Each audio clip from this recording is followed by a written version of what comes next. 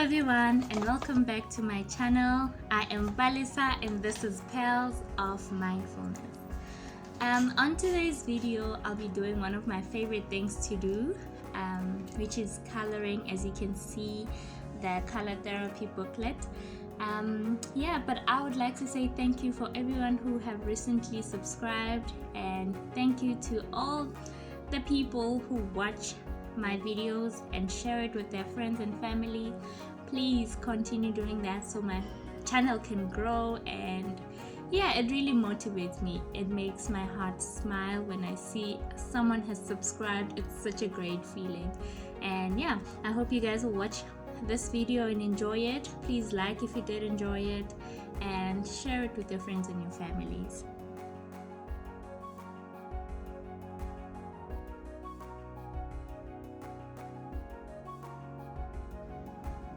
It is such a beautiful sunny day today, and I must say my heart wanted to join the kids and my husband as they go for a walk and just enjoy themselves at the park. But I needed this time to myself to reflect, to listen to some motivation. On this day, I was listening to an audio book, As a Man Thinketh. And I feel like I needed it. I needed to settle down and color while listening to something that will bring my spirit up. And this was just so perfect for me to sit down and color in beautifully.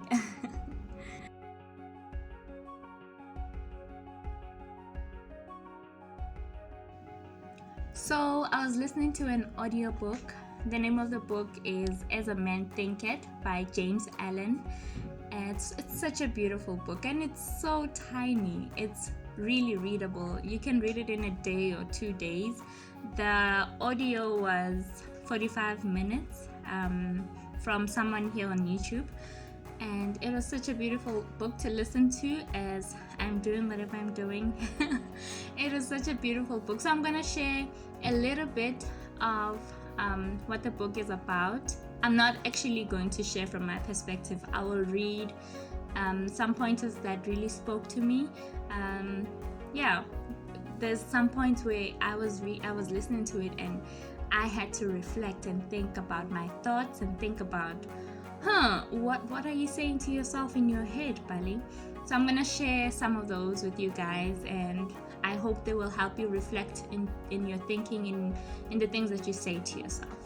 So let me grab the book and read a little bit to you guys.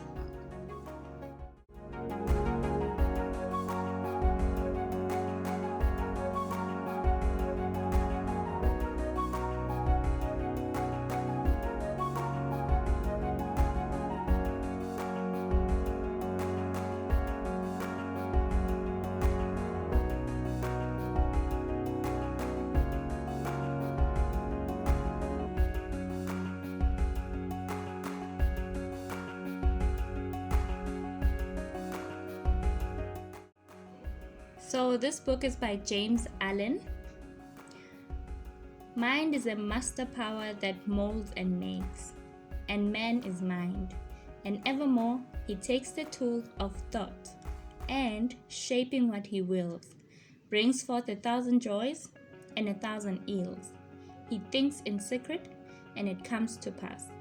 Environment is but his looking glass. Contents are thought and character, effect of thought on circumstances, effect on thought on health and the body, thought and purpose, the thought factor in achievement, visions and ideals. And I'm gonna read the first point from thought and character.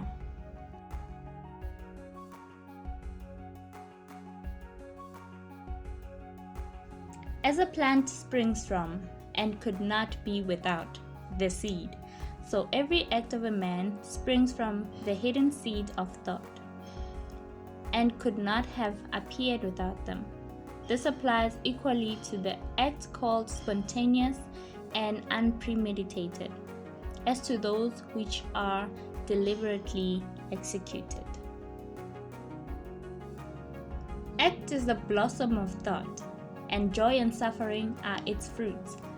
Thus does a man garner in the sweet and bitter fruitage of his own husbandry.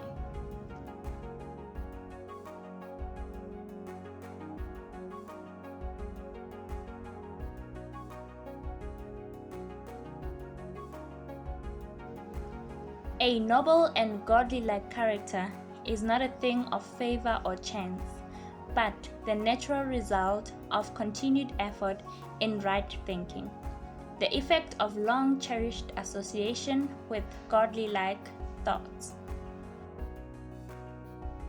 Man is made and unmade by himself. In the armory of thoughts, he forges the weapon by which he destroys himself. He also fashions the tool in which he builds for himself heavenly mansions of joy and strength and peace. By the right choice and true application of thought, man ascends to the divine perfection. By the abuse and wrong application of thought, he descends below the level of the beast. Between these two extremes are all the grades of character. A man is their maker and master.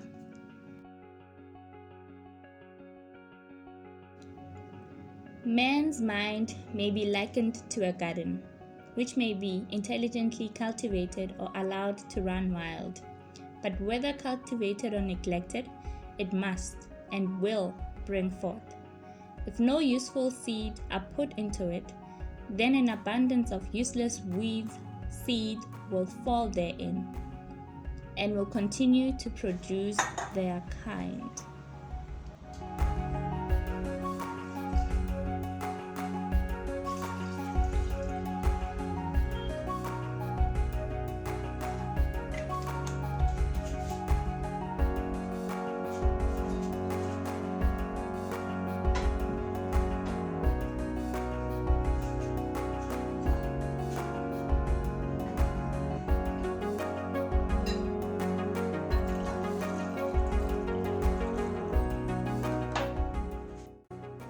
Just as a gardener cultivates his plot, keeping it free from weeds and growing the flowers and fruits which he requires, so may a man tend the garden of his thought, weeding out all the wrong, useless, and impure thought, and cultivating towards perfecting the flowers and fruits of the right, useful, and pure thought. By pursuing this process, a man may sooner or later discover that he is the master gardener of his soul.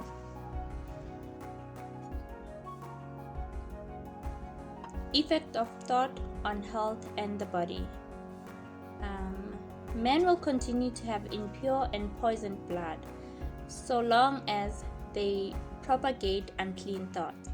Out of a clean heart comes a clean life and a clean body. Out of a defiled mind proceeds a defiled life and a corrupt body.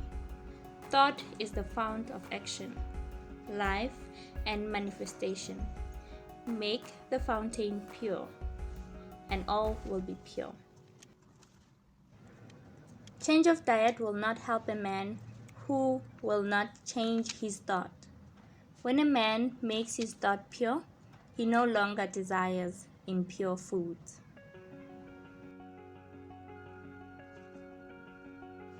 So, under effect of thought on health and the body, there are 2 points that I do not agree with, or I'm not too sure about. So I'm gonna read it and then you decide for yourself if you agree with the point or you're not too sure like me.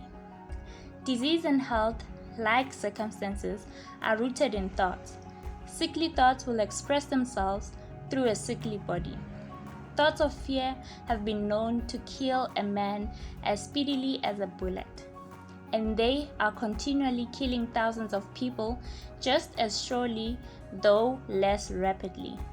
The people who live in fear of disease are the ones who get it, are the people who get it.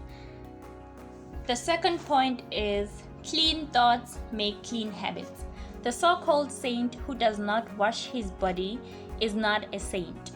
He who has strengthened and purified his thoughts does not need to consider the malevolent microbe. So the so-called saint who does not wash his body is not a saint. I don't really agree with that because I understand that sometimes our circumstances are not the same. So yeah. Under thought and purpose, they who have no central purpose in their life shall fall an easy prey to petty worries, fear, troubles, and self-pityings, all of which are indications of weakness, which lead just as surely as deliberately planned sin, though by a different route, to failure, unhappiness, and loss. For weakness cannot persist in the power of evolving universe. The dreamers are the saviors of the world. As the visible world is sustained by the invisible, so men, through all their trails and sins and sordid vocations, are nourished by the beautiful visions of their solitary dreamers. Humanity cannot forget its dreamers. It cannot let their ideals fade and die. It lives in them. It knows them as their realities, which it shall one day see and know.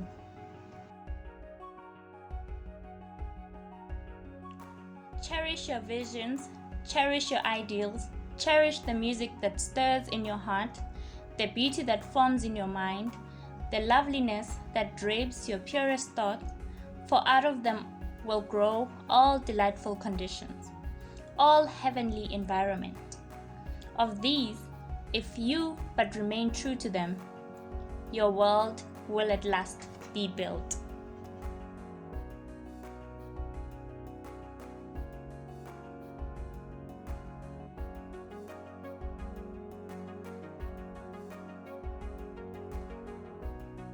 Serenity, calmness of mind is one of the beautiful jewels of wisdom. It is the result of long and patient effort in self-control. Its presence is an indication of ripened experience and of more than ordinary knowledge of the laws and operations of thought. A man becomes calm in the measure that he understands himself as a thought-evolved being.